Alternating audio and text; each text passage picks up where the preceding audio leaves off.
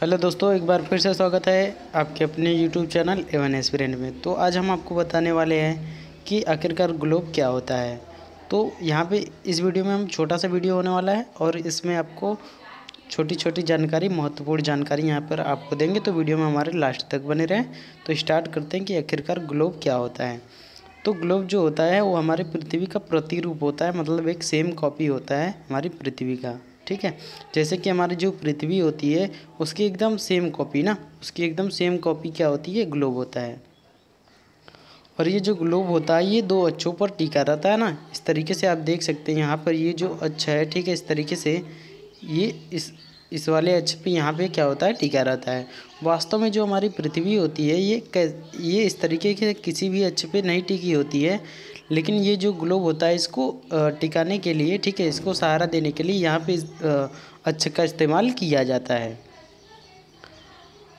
तो जैसे कि हम लोग किसी भी कॉपी का, ठीक है, जाते हैं बाज़ार में जाते हैं तो इसका फ़ोटो स्टेट करवाते हैं, फ़ोटो कॉपी करवाते हैं। ठीक इसी प्रकार का जो हमारे पृथ्वी का फ़ोटो कॉपी है इसको हम लोग क्या बोलते हैं, ग्लोब बोलते हैं ना।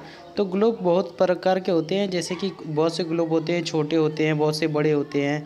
ठीक है, इस तरीके से बहुत से होते हैं कि जिसको ले जाने में हमको कठिनाई होती है, और बहुत से छोटे ग्लोब होते हैं जिसको ले जाने में हमको आसानी होती है। ठीक है, तो इस तरीके से जो ग्लोब होते हैं तो इसमें बड़े भी ग्लोब होते हैं। ठीक है, कुछ ग्लोब जो होते हैं बिग होते हैं, बड़े होते हैं, और कुछ जो ग्लोब होते हैं वो कैसे होते हैं, स्मॉल होते हैं ना। कैसे होते हैं, स्मॉल होते हैं। तो जो बड़े ग्लोब होते हैं उसमें हमको जानकारी कुछ विस्तृत दिया रहता है, अच्छे तरीके से दिया रहता है। और जो छोटे ग्लोब होते हैं, स्मॉल ग्लोब होते हैं, उसमें जो जानकारी है ये काफ़ी हमको कम दिया रहता है और उतना विस्तार से नहीं दिया रहता है। ठीक है, इस तरीके से ग्लोब हमने देखा कि ग्लोब क्या होते हैं और ग्लोब जो होता है कितने प्रकार का होता है। ठीक है, इसके बाद हम लोग आगे चलते हैं। तो यहाँ पे हम लोग देखेंगे कि जो हमारा अर्थ है इस पर कुछ कॉन्टिनेंट पाए जाते हैं। ठीक है, 7 कॉन्टिनेंट पाए जाते हैं। कितने, 7 कॉन्टिनेंट हमारे अर्थ पे पाए जाते हैं। तो यहाँ पे कुछ कॉन्टिनेंट होंगे जो कि कुछ बिगेस्ट होंगे। ठीक है, जो कुछ कॉन्टिनेंट होंगे जो बिग होंगे, और कुछ होंगे जो कि क्या होंगे, स्मॉल होंगे।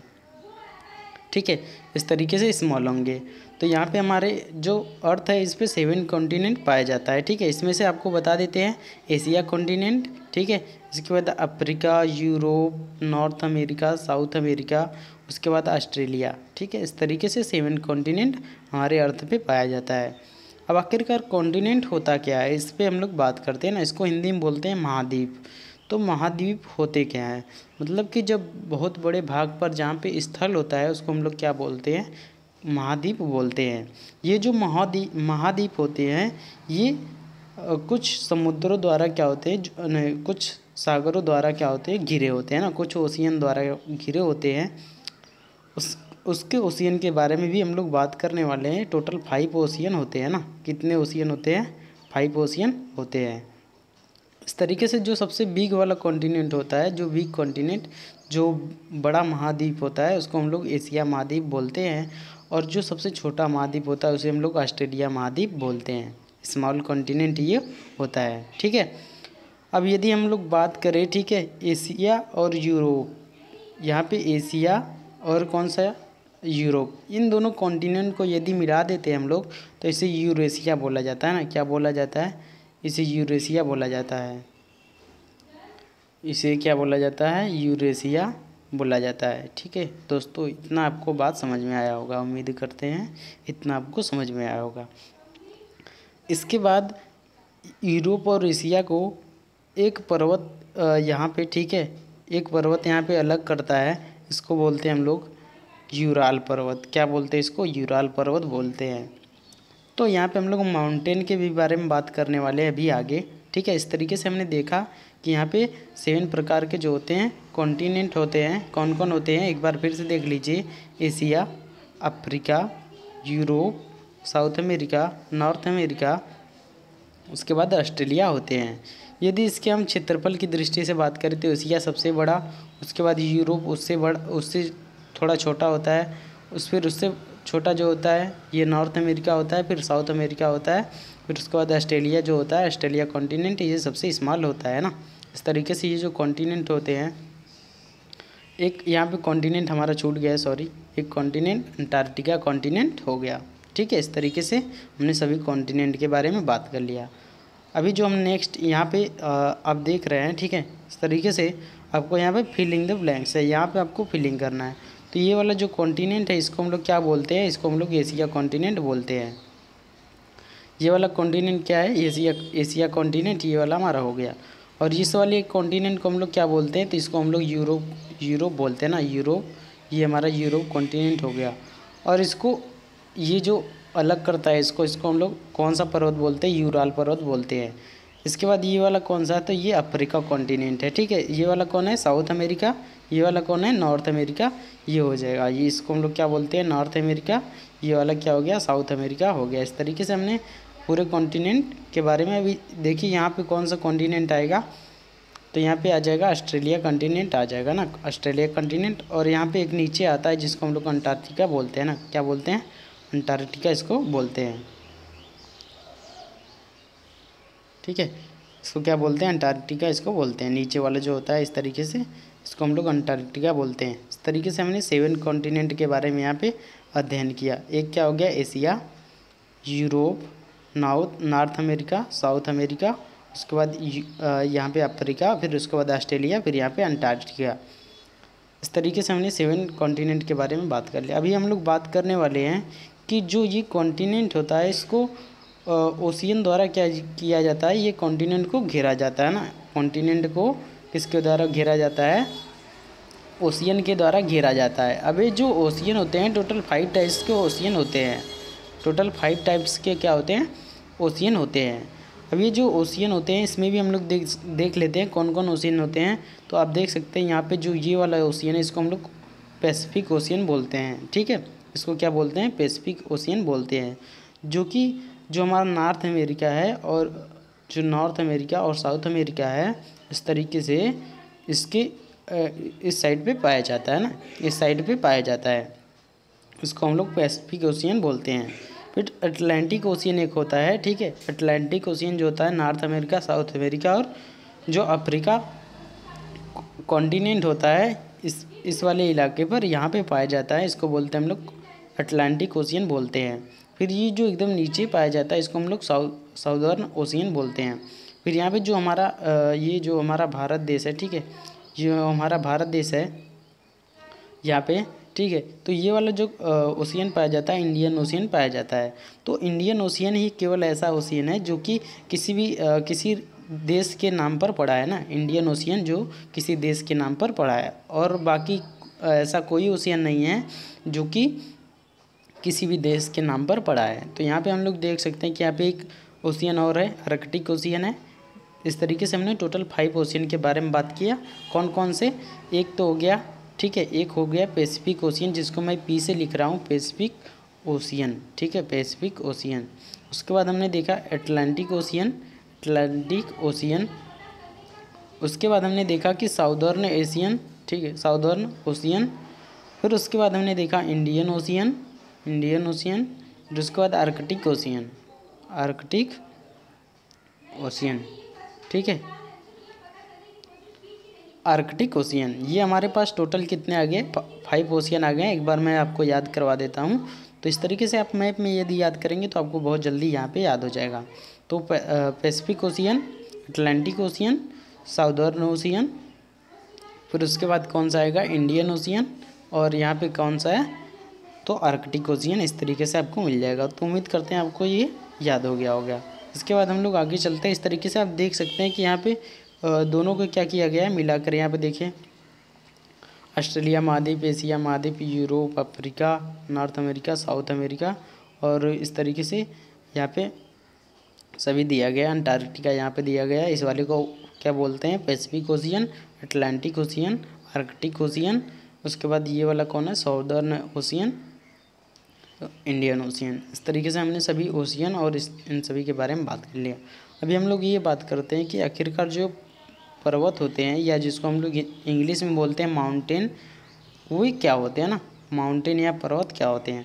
तो माउंटेन जो होते हैं वो उनकी जो आकार होता है काफ़ी ऊंचे होते हैं। मतलब कि लगभग 6,000 मीटर, 7,000 मीटर, 8,000 मीटर, इतने ऊंचे जो होते हैं उसको हम लोग पर्वत बोलते हैं ना।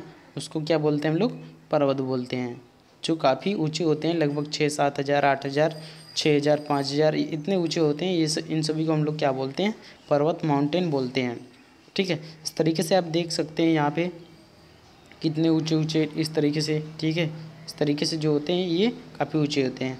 और जो पर्वत होते हैं इनके जो ऊपरी भाग होता है ये कैसा होता है? नुकीला होता है ना। कैसा होता है? नुकीला होता है। ठीक है, इस तरीके से जो उस पर्वत होते हैं इसके जो ऊपरी भाग होते हैं इस तरीके से आप देख सकते हैं कैसा होता है? नुकीला होता है। और जब बहुत पर्वत आपस में मिलते हैं धीरे धीरे, जैसे कि मैं यहाँ पे एक चित्र बना रहा हूँ इस तरीके से। ठीक है, इस तरीके से, तो इसको हम लोग पर्वत श्रृंखला बोलते हैं ना। इसको क्या बोलते हैं? पर्वत श्रृंखला बोलते हैं। उम्मीद करते हैं आपको ये पर्वत के बारे में समझ में आया। और अभी हम लोग बात करने वाले हैं प्लेट्यू के बारे में कि आखिरकार पठार क्या होते हैं ना। पठार, उसको हिंदी में बोलते हैं पठार। उसको इंग्लिश में क्या बोलते हैं? तो इसको इंग्लिश में बोलते हैं प्लेट्यू बोलते हैं ना। क्या बोलते हैं? प्लेट्यू बोलते हैं इसको। तो प्लेट्यू की जो ऊंचाई होती है लगभग 2000 से 3000 मीटर तक होती है ना। 2000 से 3000 मीटर तक होती है इसकी ऊंचाई। और इसका जो ऊपरी भाग होता है ये मेज के आकार का, जैसे कि हम लोग मेज की बात करेंगे यदि, तो जो हमारा मेज होता है ये ऊपर से कैसा होता है? ठीक है, तो हमारा मेज ऊपर से कैसा होता है? सपाट होता है, फ्लैट होता है एकदम ना। तो इसी तरीके से जो पठार होते हैं ये भी कैसे होते हैं? फ्लैट होते हैं। जैसा कि आप इस पिक्चर में देख पा रहे होंगे कि ये जो पठार है इस तरीके से क्या है? काफ़ी फ्लैट है ना। इस तरीके से आप इसमें भी देख पा रहे होंगे कि ये पठार क्या है? फ्लैट है। और इसमें भी आप देख पा रहे होंगे कि ये भी पठार क्या है? फ्लैट है। फिर ये वाला भी पठार क्या है? फ्लैट है। यदि हम पर्वत की बात करें तो पर्वत जो होती है इसकी ऊंचाई कुछ ऊंची होती है पठार से, लेकिन इसके जो भाग होते हैं नुकीले होते हैं। लेकिन जो पठार के ऊपरी भाग होते हैं कैसे होते हैं? मेज से सपाट होते हैं, मेज के समान सपाट होते हैं। तो इस तरीके से आप पर्वत और पठार के बारे में जान गए होंगे कि पर्वत और पठार में काफ़ी अंतर होता है। और जो ये पठार होते हैं इनसे खनिज काफ़ी मात्रा में निकाले जाते हैं, जैसे कि कोयला हो गया। ठीक है, कोयला, फिर उसके बाद एल्युमिनियम, बहुत सारे धातु यहाँ से निकाले जाते हैं। तो पठार जो होते हैं काफ़ी इम्पोर्टेंट होते हैं। तो ये एकमात्र आपको मैं छोटा छोटा जानकारी दे रहा हूँ कि आखिरकार पठार, पर्वत और ओशियन, कॉन्टिनेंट, ये सब क्या होते हैं ना। फिर इसके बाद हम लोग आगे चलते हैं। तो ये जो होता है ये मैदान है। ठीक है, इसको क्या बोलते हैं हम लोग? मैदान बोलते हैं ना। इसको क्या बोलते हैं? मैदान बोलते हैं। तो हमारी जो विश्व की पूरी जनसंख्या है, ठीक है, जो वर्ल्ड की पूरी क्या है, जो हमारे वर्ल्ड की जो जनसंख्या है ये ज़्यादा से ज़्यादा कहाँ पर निवास करती हैं? तो मैदानों पर निवास करती हैं। ठीक है, देख सकते हैं आप यहाँ पे कितनी डेंसिटी है। तो यहाँ पे ज़्यादा जो जनसंख्या होती है ये कहाँ पे निवास करती हैं? तो मैदानों पर निवास करती हैं। अब यहाँ पे क्वेश्चन बनता है कि आखिरकार क्यों मैदानों पर इतनी जनसंख्या पाई जाती है? तो जो पहाड़ होते हैं, मतलब कि जो पठार होते हैं, उन लोगों पे जीवन जो यापन करना होता है काफ़ी क्या होता है? कठिन होता है। इसलिए जो मैदान होते हैं वहाँ पे उपजाऊ भूमि भी पाई जाती है, वहाँ पे वातावरण भी अच्छा पाया जाता है। इस तरीके से वहाँ पे जीवन यापन करना काफ़ी सरल होता है। इस तरीके इसलिए मैदानों पर क्या होता है? बहुत डेंसिटी पाई जाती है, बहुत जनसंख्या घनत्व वहाँ पे पाया जाता है। नेक्स्ट हम लोग चलते हैं कि आखिरकार ज्वालामुखी क्या होते हैं, इनके बारे में बात करते हैं। ज्वालामुखी, ठीक है, जिसको हम लोग वोल्केनो बोलते हैं, ज्वालामुखी। ठीक है, तो अब से एक क्वेश्चन है कि हाईएस्ट वोल्केनो कौन सा है? अब कमेंट में लिखना ना भूलिए। हाईएस्ट वोल्केनो, जो सबसे ऊंचा ज्वालामुखी है उसे हम लोग क्या बोलते हैं, वो कहाँ पर है, उसको आप लोग कमेंट बॉक्स में लिखें। ठीक है, तो यहाँ पे जो ज्वालामुखी होते हैं इनके अंदर से क्या निकलता है? लावा निकलता है। आप देख सकते हैं किस तरीके से यहाँ पे लावा इसका निकल रहा है ना, यहाँ पे लावा निकलते हैं। तो ज्वालामुखी भी कई प्रकार के होते हैं। बस मैं आपको एक जानकारी दे रहा हूँ किस तरीके से ज्वालामुखी जो होते हैं इनके अंदर ज्वाला निकलता है। ज्वालामुखी से हमको बहुत सारी हानियाँ भी होती हैं, लाभ भी होते हैं। लाभ ये हमको होता है कि इसके अंदर जो भी धातु होते हैं ये इसके अंदर से मैग्मा के रूप में इस तरीके से यहाँ से बाहर निकलते हैं और हमको बहुत सारी धातुएं जैसे कि प्राप्त होती है ना, बहुत सारी धातुएं हमको प्राप्त होती है इसमें से निकलने से। और हानि भी होती है कि जो आसपास के क्षेत्र होते हैं, ठीक है, वो नष्ट हो जाते हैं ना, वो क्या हो जाते हैं, नष्ट हो जाते हैं इस तरीके से।